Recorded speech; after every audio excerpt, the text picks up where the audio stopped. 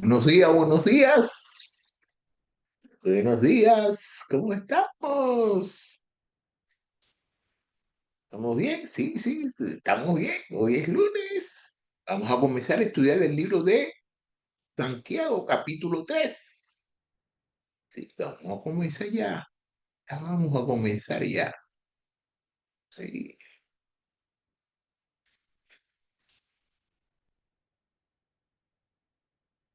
comenzar a estudiar el libro de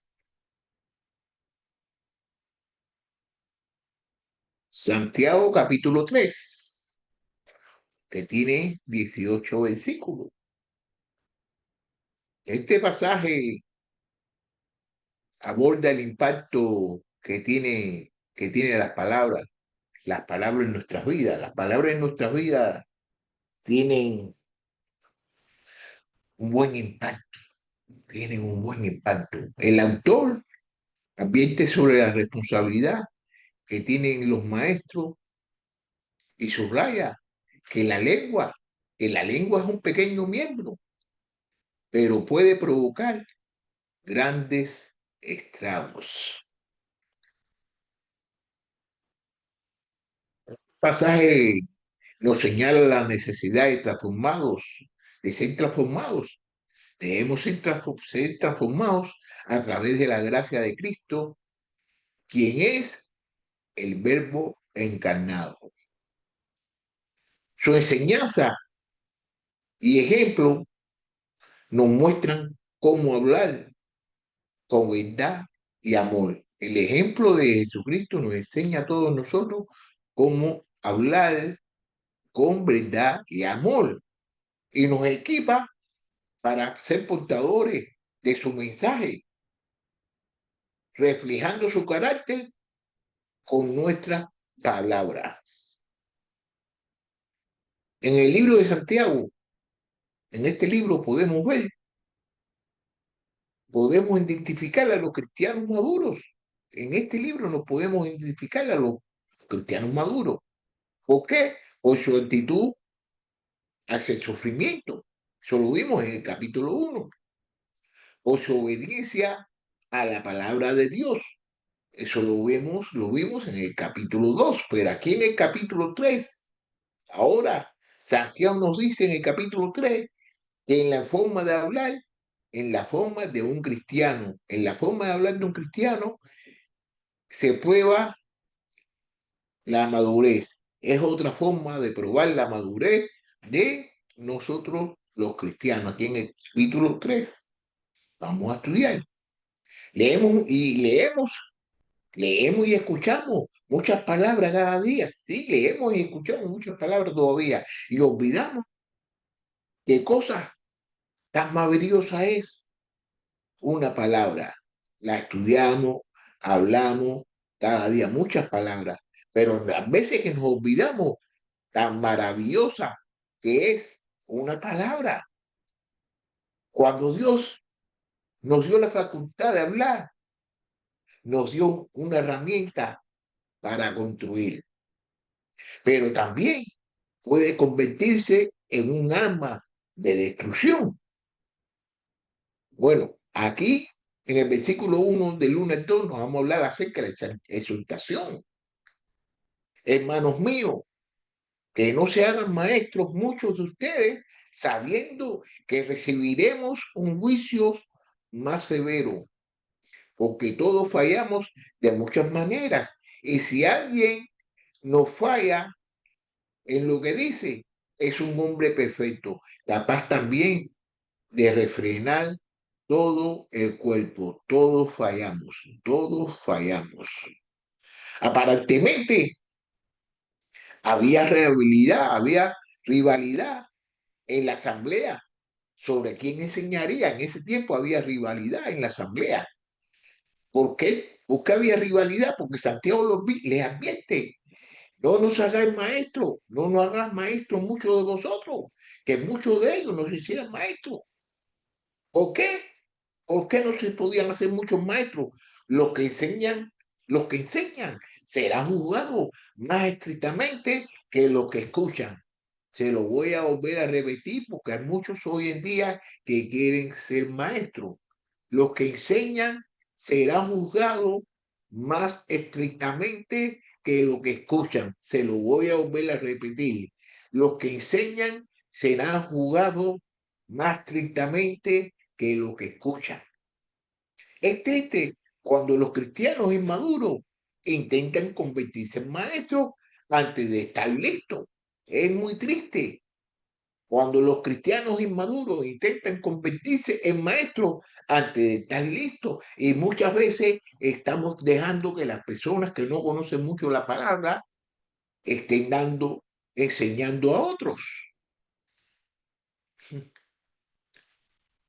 Piensan, ellos piensan que alcanzando un gran lugar de honor, ellos piensan que han alcanzado un gran lugar de honor, cuando en realidad han perdido un juicio más severo de Dios.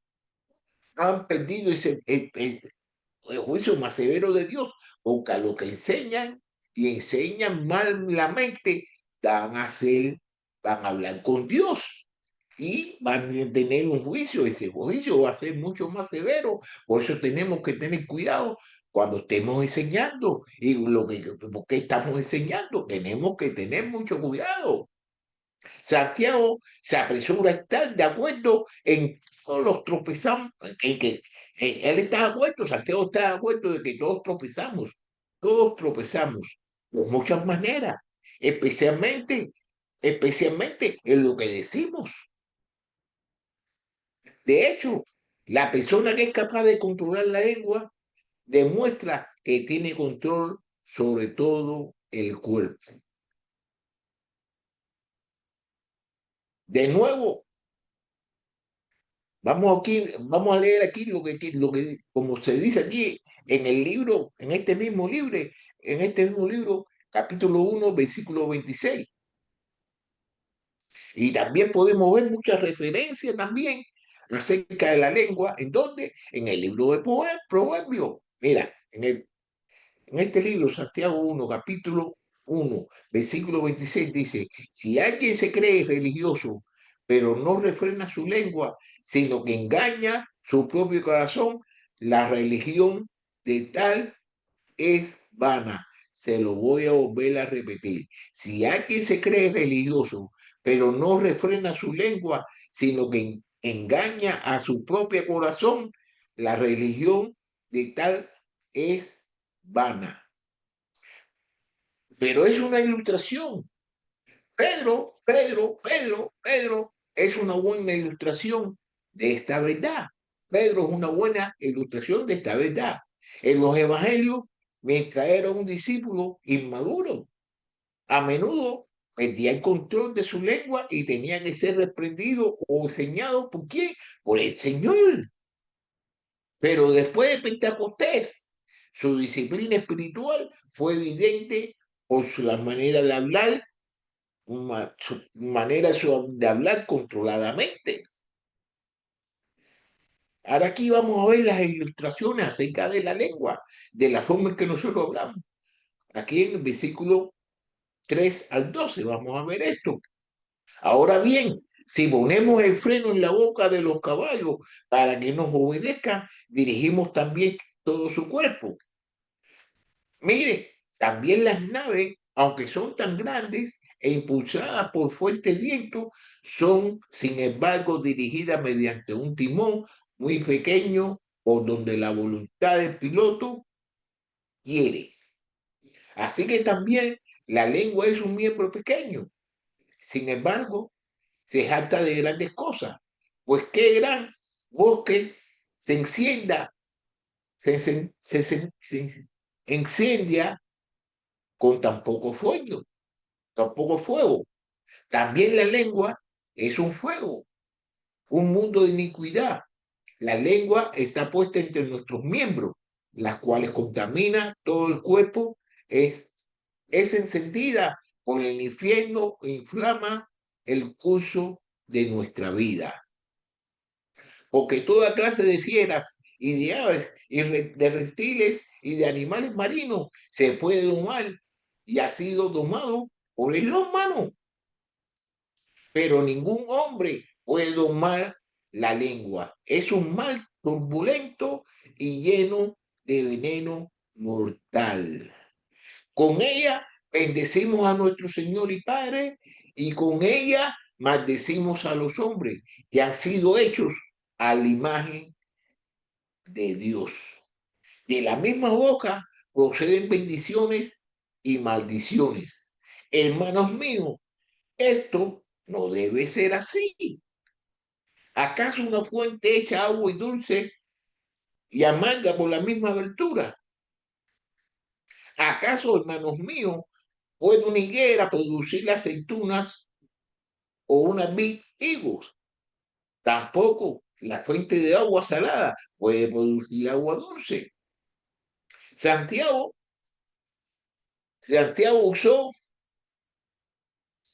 tres ilustraciones emparejadas para retratar el poder de la lengua. A poder, el poder para, la lengua tiene poder para dirigir el bocado y el timón. Mover lo que nos quiere decir aquí en versículo 3 al 4. Mover. Ahora bien, si ponemos el freno en la boca de los caballos para que nos obedezca, dirigimos también todo su cuerpo. Miren también, las naves, aunque son tan grandes e impulsadas por fuertes vientos, son, sin embargo, dirigidas mediante un timón muy pequeño o donde la voluntad del piloto quiere. La palabra timón en el versículo 4 es el gobernador, la parte del barco que lo dirige a través del agua. A menudo pensamos que nuestras palabras no son importantes, pero la palabra equivocada puede dirigir al oyente por los caminos equivocados. La palabra ociosa, una historia cuestionable, una verdad a medias o una mentira deliberada podrían cambiar el curso de una vida y llevarla a la destrucción. Se lo voy a volver a repetir.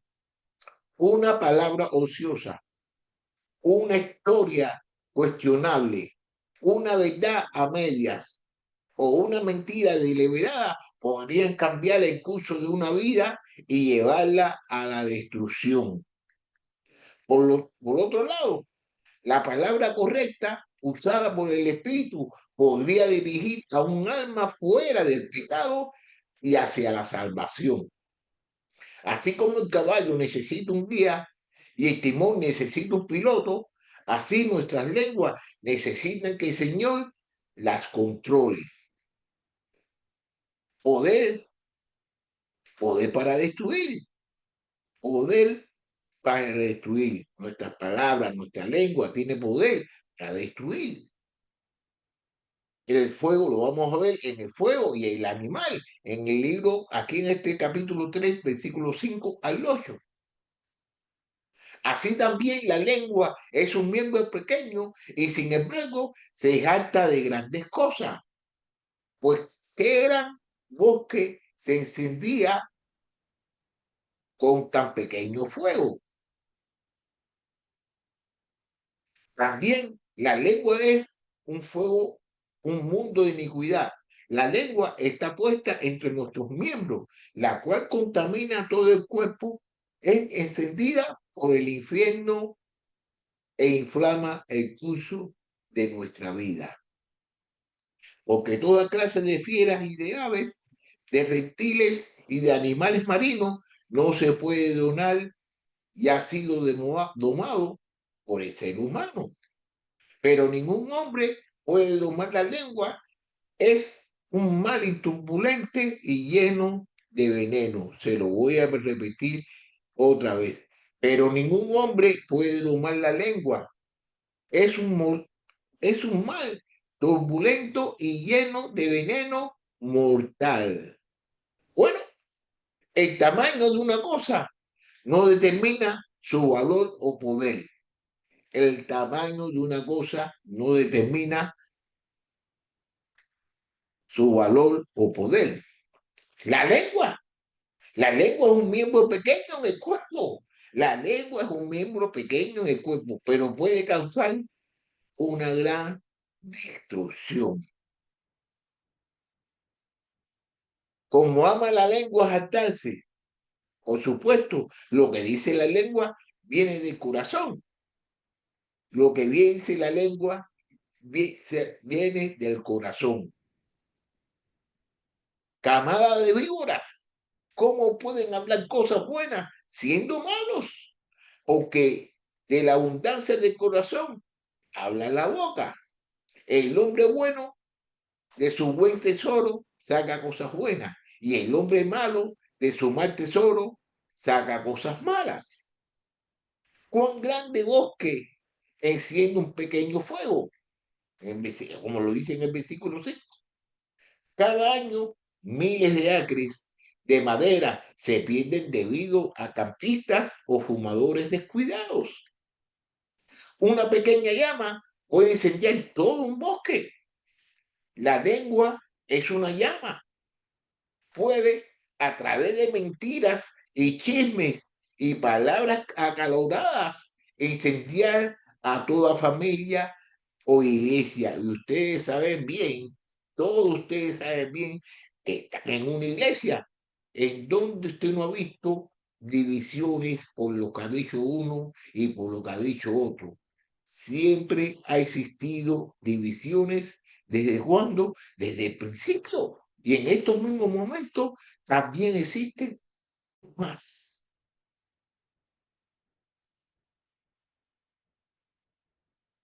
Y del fuego, el fuego puede contaminar a todos los involucrados. Y el hollín del fuego puede continuar, puede contaminar a todos los que están involucrados. El hombre indigno planea el mal y sus palabras son como fuego abrasador. Cuando el Espíritu vino en Pentecostés, hubo lengua de fuego del cielo para capacitar a los cristianos para testificar, pero también es posible que la lengua sea encendida por el infierno, como dice en el versículo 6. Santiago también compara la lengua con una bestia feroz y venenosa que no puede ser domesticada. Ningún hombre puede domar la lengua. Solo Dios puede controlarla a través de su Espíritu Santo.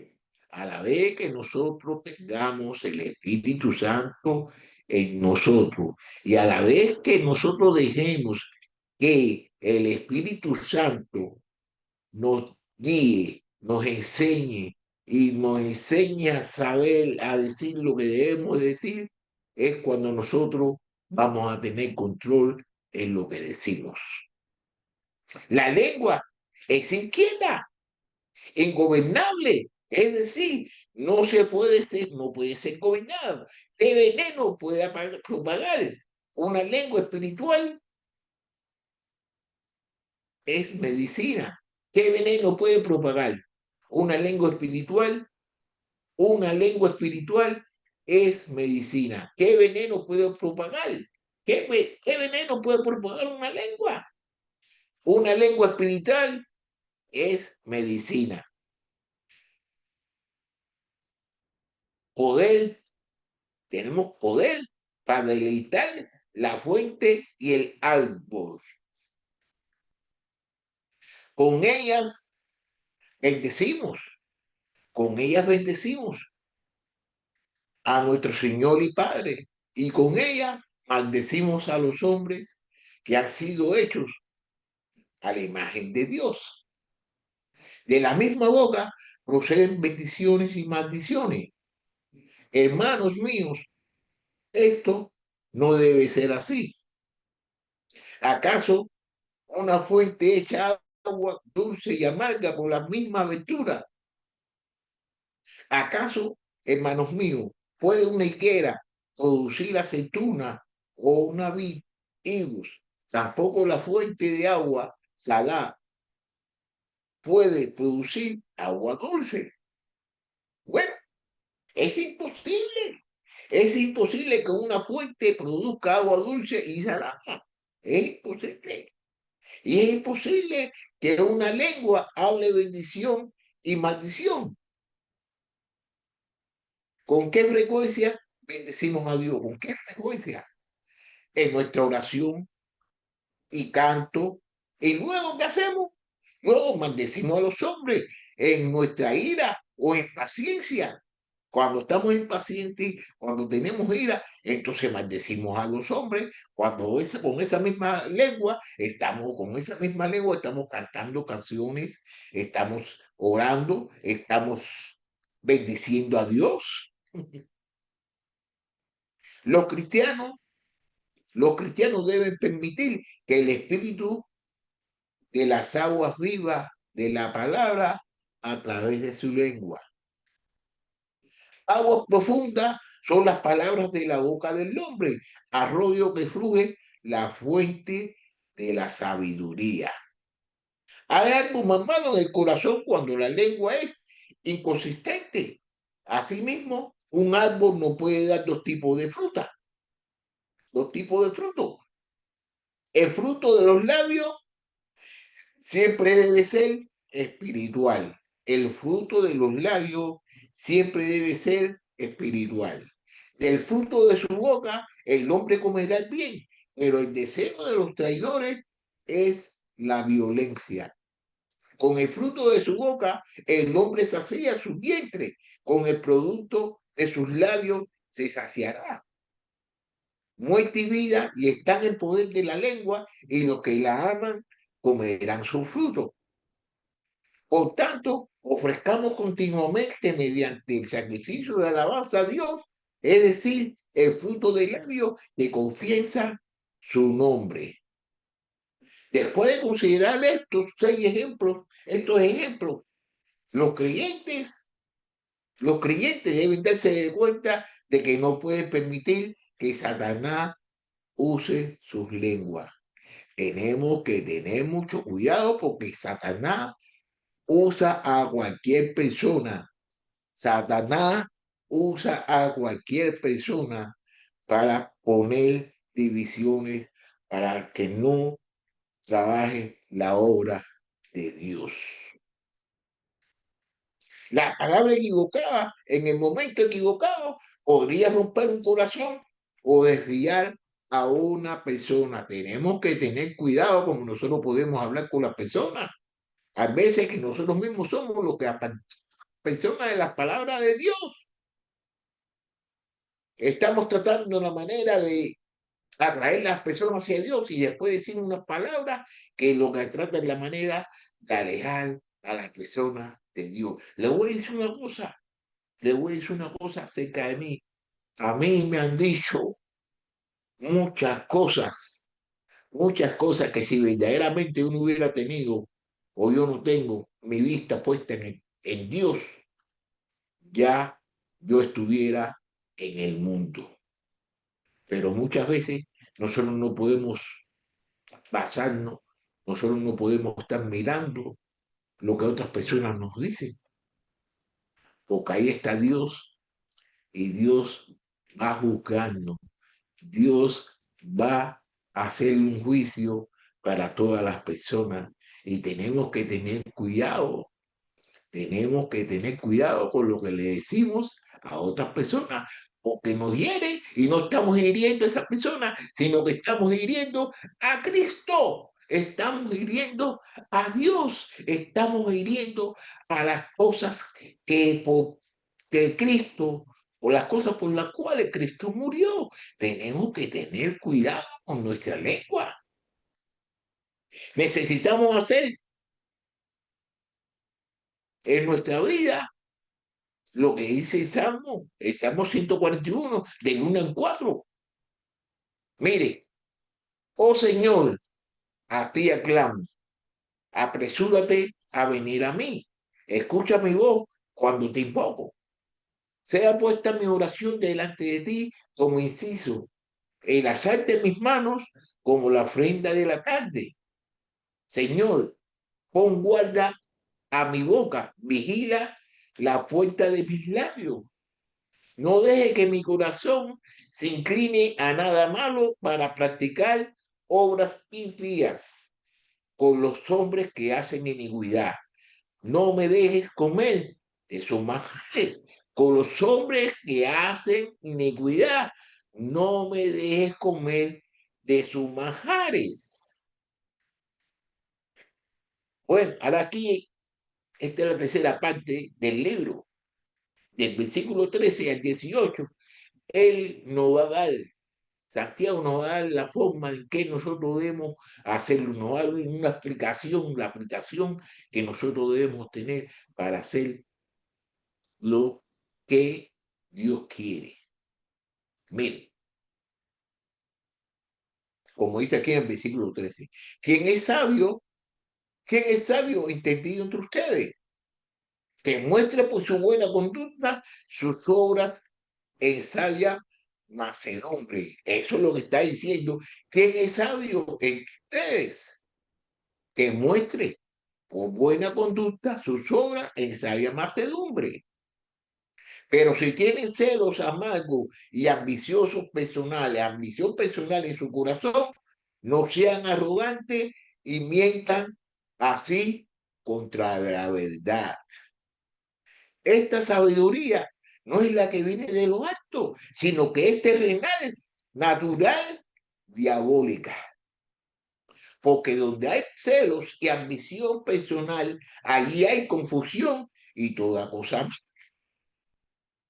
Pero la sabiduría de lo alto es primeramente pura, después pacífica, amable, condescendiente, llena de misericordia y de buenos frutos, sin vacilación y sin hipocresía. Y la semilla cuyo fruto es la justicia se siembra en paz por aquellos que hacen la paz. La semilla cuyo fruto es la justicia se siembra en paz por aquellos que hacen la paz. Uno de los temas clave en el libro de Santiago es la sabiduría o la vida práctica dirigida por la palabra de Dios. La sabiduría solamente todos nosotros la podemos tener por mediación de Dios. Una sabiduría espiritual, no una sabiduría mundiana, una sabiduría de nosotros. Para nosotros verdaderamente poder hacer las cosas de Dios por Dios, tenemos que hacer las cosas basadas en lo que dice la Biblia. Muchas veces estamos haciendo las cosas basadas en nuestros sentimientos, en lo que nosotros pensamos como debe de ser. Y no lo estamos haciendo como nosotros debemos pensar que debe ser, que es como Dios quiere que sea, no como yo quiero que sea. Tiene que ser a la manera de Dios. Y si hay algunos de ustedes, y si hay alguno de ustedes le falta sabiduría, que se la pida a Dios, quien da a todos abundantemente y sin reproche, y le será dada.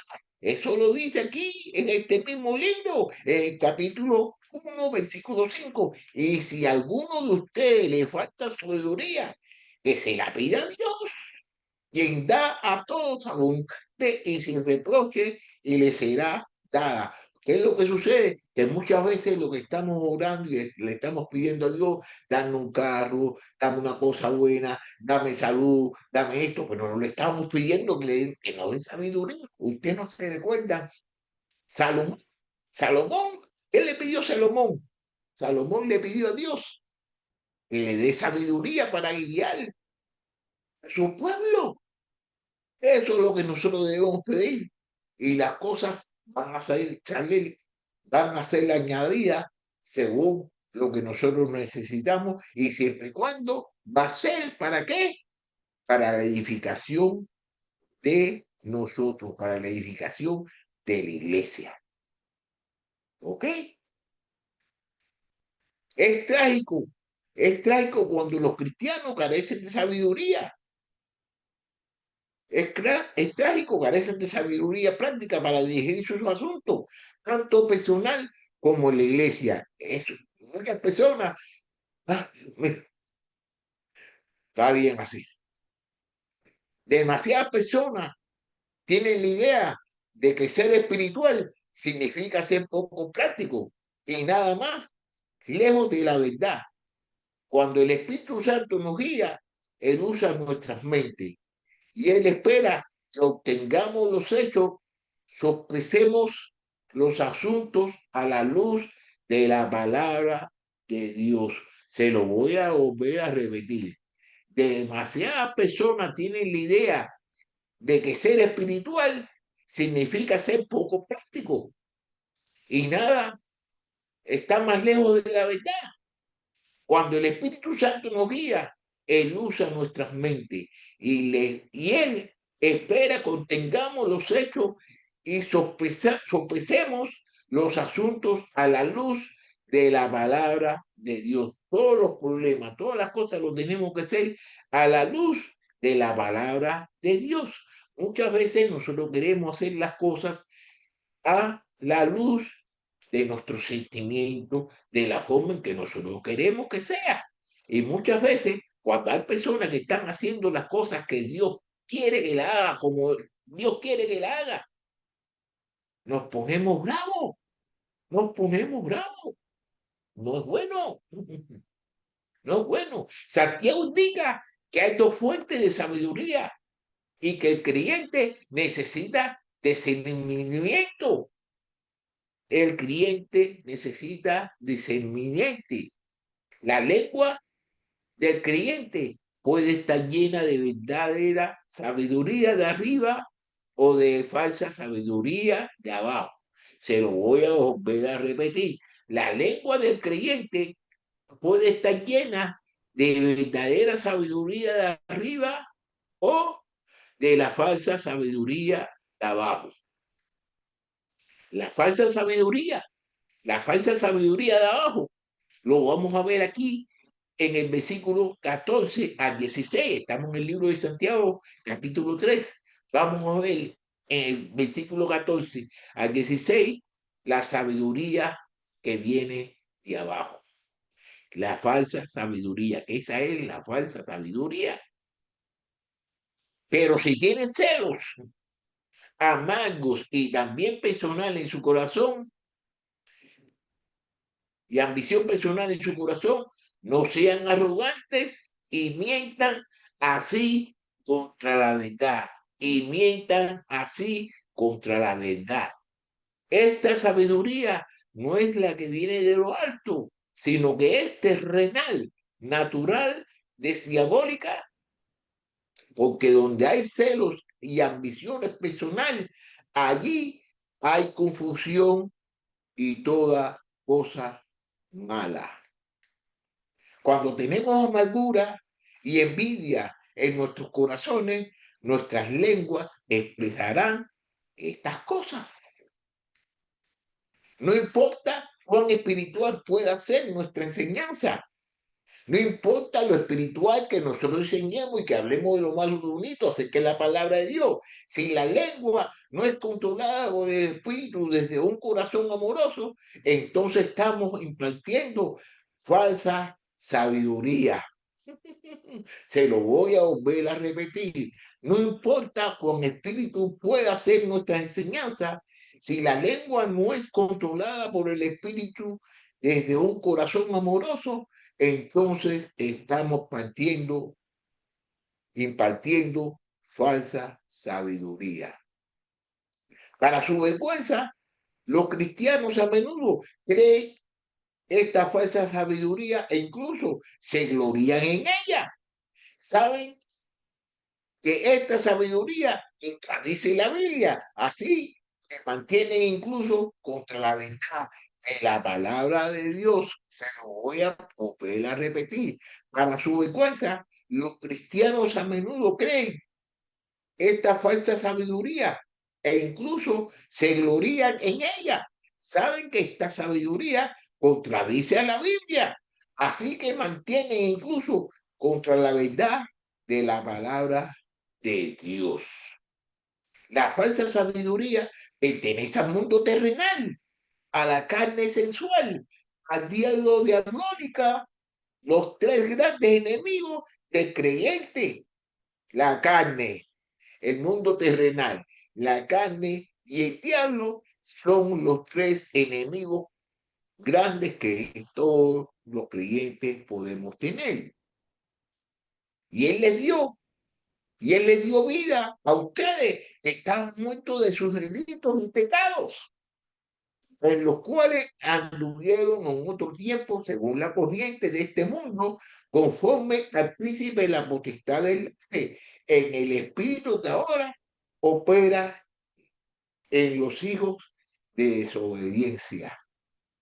Entre ellos también todos nosotros en otro tiempo vivíamos en las pasiones de nuestra carne, satisfaciendo los deseos de la carne y de la mente, y éramos por naturaleza hijos de ira, lo mismo que los demás.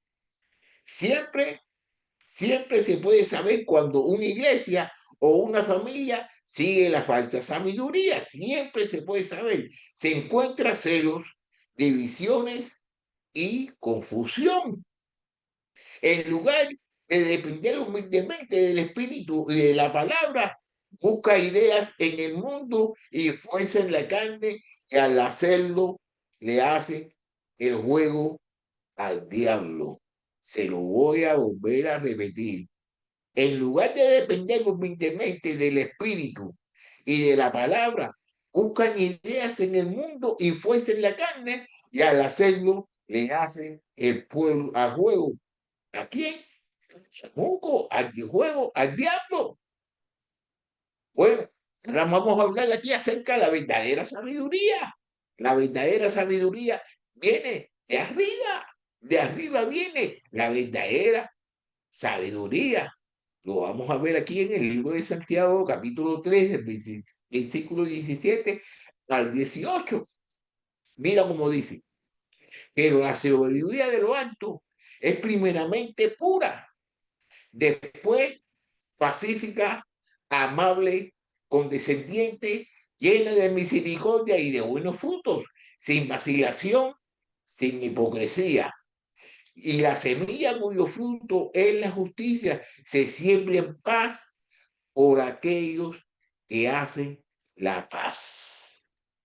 Los creyentes, los creyentes verdaderamente sabios no necesitan anunciar el hecho de que son sabios. Los creyentes verdaderamente sabios no necesitan anunciar el hecho de que son sabios. Si verdaderamente tú eres sabio, tú no necesitas decirle a la persona y programar y proclamarte que tú eres sabio.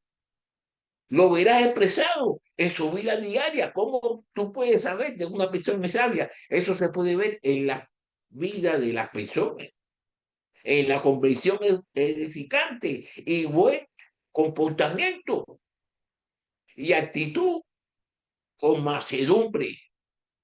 Una convención edificante y buen comportamiento y a una actitud de mansedumbre, una actitud de mansedumbre. El conocimiento enorgullece, enorgullece, que no te da orgullo, el conocimiento no te da orgullo de ninguna forma, pero la sabiduría espiritual, la sabiduría espiritual nos humilla y nos impide ser arrogante.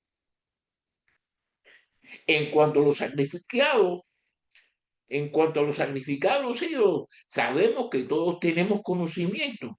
El conocimiento envanece, pero el amor edifica. Mientras que la falsa sabiduría tiene su origen en el mundo, la carne y el diablo, la verdadera sabiduría desciende de lo alto. Viene de Dios por el Espíritu, no es inventada por la mente del hombre, no es inventada por la mente de hombre. Esta verdadera sabiduría es pura. No hay error en la palabra de Dios. Es pacífica. Conduce a la paz y a la armonía y no a la discordia. El método del hombre para alcanzar la paz es sacrificar la pureza en aras de la armonía, pero Dios no trabaja de esa manera. Fíjate, te lo voy a repetir. El método del hombre para alcanzar la paz es sacrificar la pureza en aras de la armonía, pero Dios no trabaja de esa manera. Donde la gente se inclina ante la pura palabra de Dios, siempre habrá paz. Donde la gente se inclina ante la pura palabra de Dios, siempre habrá paz. Donde la sabiduría de arriba también es amable. La amabilidad incluye paciencia y tolerancia. La sabiduría de arriba también es amable. La amabilidad incluye paciencia y tolerancia. Cuando la carne controla la lengua, desata un torrente de palabras sin autocontrol, ni voluntad de escuchar los demás. El necio, el necio da rienda suelta a toda su ira, dice el proverbio, pero el sabio la reprime. El necio da rienda suelta a toda su ira, dice el proverbio, pero el sabio la reprime. La persona sabia usa la amabilidad y la persuasión con paciencia, no amenazas ni acusa. Fácil de ser rogado, sugiere una voluntad de ceder o de ser razonable. La persona sabia están llenas de misericordia. Las personas sabias están llenas de misericordia. No se apresuran a jugar o condenar. Sus vidas están llenas de buenos frutos. No hay vacilación, parcialidad. No hay, no hay vacilación y parcialidad. Mire, como dice aquí en el libro de en este mismo libro, capítulo 1, versículo 6.